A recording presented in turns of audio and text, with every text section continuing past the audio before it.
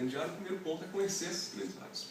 Hoje, a formação médica é estruturada nesses 5 pontos grandes eixos: ginecobstetrícia, clínica médica, cirurgia, medicina social ou medicina preventiva e pediatria. Basta olhar para as provas de residência médica e a gente vai ver que cada grande área contempla, em geral, a mesma quantidade de questões. É unânime, é equitativa, a relação é igualitária. Hoje, o grande conceito é introduzirmos, jogarmos aqui nesse bolo o conceito da saúde mental e verificar de que forma esse bolo pode acabar crescendo e pode acabar interferindo em cima desse processo de formação. Percebe que, de uma certa forma, ele se torna simétrico e até mesmo compatível nesse contexto de formação médica.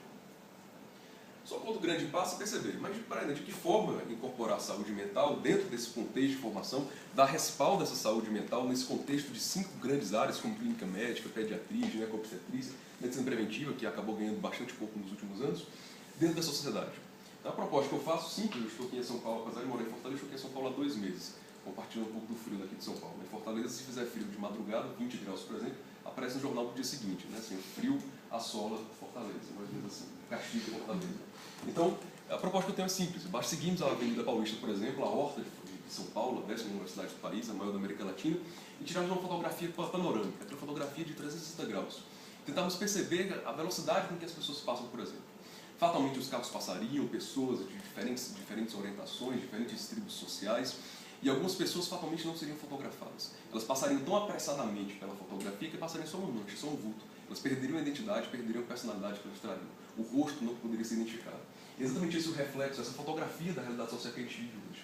A dinâmica das organizações sociais cada vez mais complexa, a teia cada vez mais avolumada, informação e velocidade que caminham uma velocidade bastante caótica.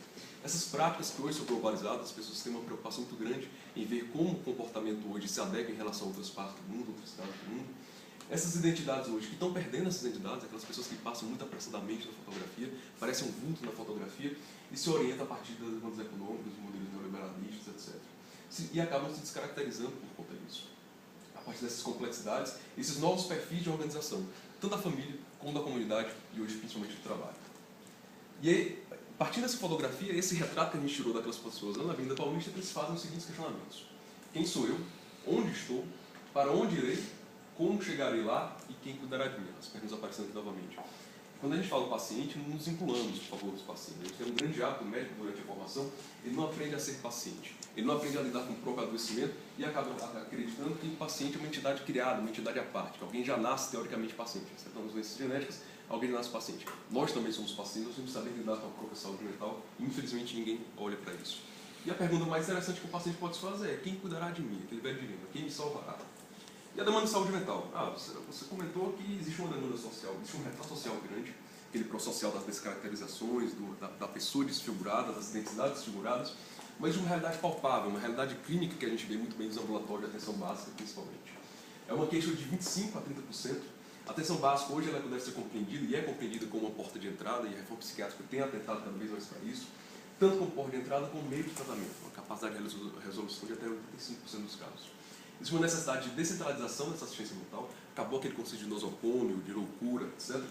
A atenção multidisciplinar integral, esse é um ponto que existe uma deficiência muito grande no contexto de formação, e o contexto de saúde e doença que se expande hoje, a necessidade do médico incorporar comunidade, biologia e família. Então, além da técnica, além da biologia, além do caráter biomédico, a gente ainda tem que incorporar esses seguintes parâmetros: comunidade, biologia e família. Mas de que forma as escolas estão formando? Mais uma pergunta. De que forma as escolas médicas hoje no Brasil, tentei fazer uma pesquisa relativamente ampla em cima dos currículos médicos, para avaliar de que forma as escolas estão formando. Porque a gente percebe ainda que as escolas estão predominantemente centradas em disciplinas de aspecto transversal. Existe tempo, dia e hora para acabar a disciplina de aspecto transversal. As disciplinas se comunicam muito pouco entre si. Elas são paradas na formação ainda por especialidades, com super especialistas. É o saber muito de muito pouco. A visão biomédica da saúde mental ainda existe essa incorporação, as disciplinas são orientadas muito pelo ponto da psiquiatria, dada por psiquiatras, em contextos de atendimento por psiquiatra, tá? Entra aquele conceito de medicalização. Existe uma inserção e não integração nos equipamentos de assistência à saúde mental. O aluno é jogado, é introduzido no hospital de saúde mental, introduzido eventualmente no CAPS, e não há uma integração com esse serviço. E uma escassa introdução multiprofissional. É o médico que ensina para o médico como apenas ser médico, como lidar com médicos. Ainda como as escolas estão formando, raras são as escolas com saúde mental. Eu vi pouquíssimas escolas com saúde mental, com a disciplina de saúde mental, e quando existe é uma disciplina bastante pequena, bastante restrita. Formação em psiquiatria, como eu falei. As estratégias pedagógicas são estratégias ainda muito tradicionais contra a utilidade dos alunos. Se você for perguntar hoje a aceitação dos alunos em relação ao atendimento, às disciplinas de saúde pública, a gente vai acabar percebendo que existe uma hostilidade muito grande, existe um receio, uma hostilidade muito grande dos alunos em relação às disciplinas, e ainda existe uma oferta bastante precária de um conceito moderno hoje, que é a residência multiprofissional. Você poderia oferecer tanto profissional de várias áreas, como poderia oferecer também substrato para pesquisa, para extensão e assistência dentro dessas áreas, com uma interseção com o processo de educação média continuada. Eu costumo sempre dizer que cada universidade funciona como uma mãe. Nós somos filhos da universidade na qual nós nascemos. E carregaremos o título para a vida, a não ser que façamos um outro curso de medicina em uma outra universidade. Mas fatalmente carregaremos isso. O grande problema é que nós reconhecemos a maternidade, mas a escola médica, infelizmente, não se reconhece. Nos joga, nos expulsa depois do sexto ano e muitas vezes não liga para como nós iremos conduzir. E essa pergunta que o médico e o estudante se faz, essas perguntas que ele se faz. Como fazer saúde mental? Como se integrar nessa rede tão complexa hoje de saúde mental? Como tratar em saúde mental e como reabilitar, principalmente como reabilitar hoje a saúde mental. Como que é essa grande área? A gente já me propôs que é uma grande área, nós temos que ter ferramentas para criar essa grande área. Primeiro ponto, a palavra-chave que eu acredito é integração curricular. Disciplinas que sejam dissolvidas ao longo do currículo.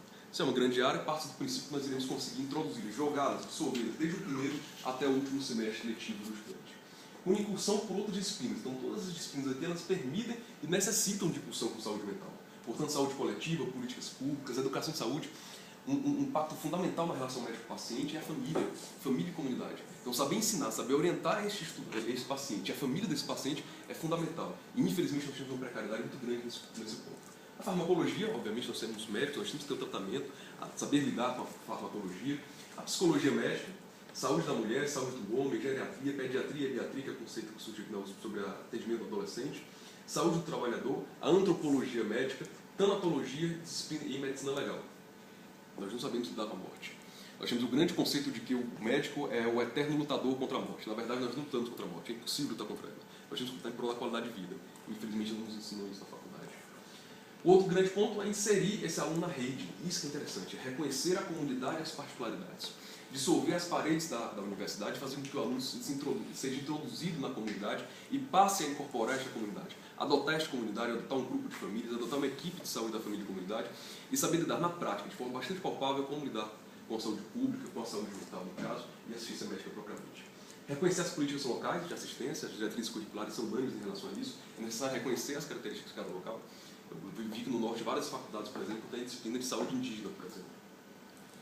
E o contexto forte é integração, e não apenas usar o serviço. Não é jogar o aluno, toma que o filho é teu, dentro do CAPS, dentro de um ambulatório de atenção básica, ou de um hospital geral ou hospital mental. Então, é formação prática do aluno, inserir precocemente o aluno nesse serviço. Dar um retorno para o serviço. Olha, nós identificamos através de projetos de avaliação, informação, planejamento e gestão, que os pontos fracos são esses, que a gente pode implementar seguintes políticas, etc. E pesquisa e extensão, fundamentalmente pesquisa e extensão. O aluno que se desparte é só pela equipe, como eu já havia falado, em todos esses níveis de assistência, desde a ambulatório de atenção básica até o hospital geral e o hospital de saúde mental, planejar e organizar serviços, fazer com que o aluno ele veja o trabalho dele se concretizando. Ele olha, a pesquisa que eu fiz, a gestão que eu fiz, o planejamento que eu fiz, estão se transformando em algo palpável. Estou devolvendo para o serviço, estou ajudando a transformar aquela realidade, aquela sociedade da qual eu pude utilizar como estudante da minha formação. Foco na formação generalista, nunca esquecer esse ponto. Esse é o grande problema quando os super especialistas nos dão aula. Baseado em situações reais, problemas e aplicações práticas, inclusive no contexto da formação de educação média continuada. As práticas como o vídeo feedback, a prática de roleplay, por exemplo, têm mostrado uma eficácia muito superior às aulas expositivas, às aulas magnas que o professor havia citado. E outro ponto, a docência da multidisciplinaridade, por que não o psicólogo, o terapeuta ocupacional, o psiquiatra, o médico generalista, o médico clínico geral não podem nos ajudar nesse contexto de formação. O trabalho em equipe, fundamentalmente trabalho em equipe, e esse multidisciplinaridade ainda encontram aqueles terapeutas comunitários. Na Serra tem um projeto muito bonito, o projeto Quatro Vasos, que a prefeitura criou centros que fazem massoterapia, terapias de grupo, com pessoas tiradas de dentro da comunidade. É um projeto fantástico. Trabalho em equipe, fundamentalmente trabalho em equipe, nos joga informação, você tem que aprender a trabalhar em equipe, mas eu nunca trabalhei com estudante de enfermagem, de psicologia, de terapia ocupacional, etc. Nós não aprendemos na prática a lidar com a equipe. E o internato médico na área, que é uma grande conquista, que ainda temos que evoluir bastante para isso. O outro ponto, concluindo, é como cuidar da própria saúde mental. As diretrizes curriculares nacionais, elas são enfáticas em relação a isso. Você tem que aprender a oferecer saúde mental e lidar com a própria saúde mental, trabalhar a própria saúde mental. Infelizmente, nós não somos ensinados a trabalhar com a própria saúde, nem enfrentar o próprio adoecimento. Então, o médico não é apto ao pleno exercício profissional, o médico que não está plenamente são. Os grupos de assistência psicossocial são importantes, mas eles não devem existir como núcleos isolados, eles devem entrar nas disciplinas, devem passear pelo contexto da formação, capturar esses alunos que estão com algum tipo de transtorno, identificar esses alunos e oferecer uma assistência psicológica adequada para eles. Levar a ciência até o aluno, até porque o aluno ele sempre se pergunta: como é que eu sei que vou precisar de ajuda? Quando eu vou procurar essa ajuda? Quem vai poder me ajudar? Se eu não procurar, quem perceberá que eu preciso de assistência? E fatalmente o aluno acaba entrando no processo depressivo, e como é que a taxa de suicídio entre os medicina chega a ser 18 vezes superior à da população geral, por exemplo. E isso que diz as diretrizes curriculares: cuidar da própria saúde física e mental e buscar seu bem-estar como cidadão e como médico. Concluindo, a saúde mental, eu acredito que ele realmente deve ser incorporada como uma grande área, com cautela, sabendo fazer um planejamento adequado, coerente, dissolver e articular esses conteúdos ao longo dessas disciplinas durante todo o processo de formação, do primeiro ao 12º semestre, criar estratégias ativas, sejam problematizadoras, reais e de aplicação fácil. O aluno tem que ver que aquele conteúdo ele vai servir para alguma coisa no futuro dele, inserir de forma precoce e efetiva dentro dos campos de prática e focar na assistência multiprofissional. A prática no internato, como eu falei, é a prática fundamental. A formação generalista, com essa ampla formação em saúde mental no estudante de medicina, que é aquele ponto negligenciado, jogado para debaixo do tapete pela grande parte das escolas, educação de forma continuada, essa residência, e estratégias que sejam criativas e modificadoras da realidade social.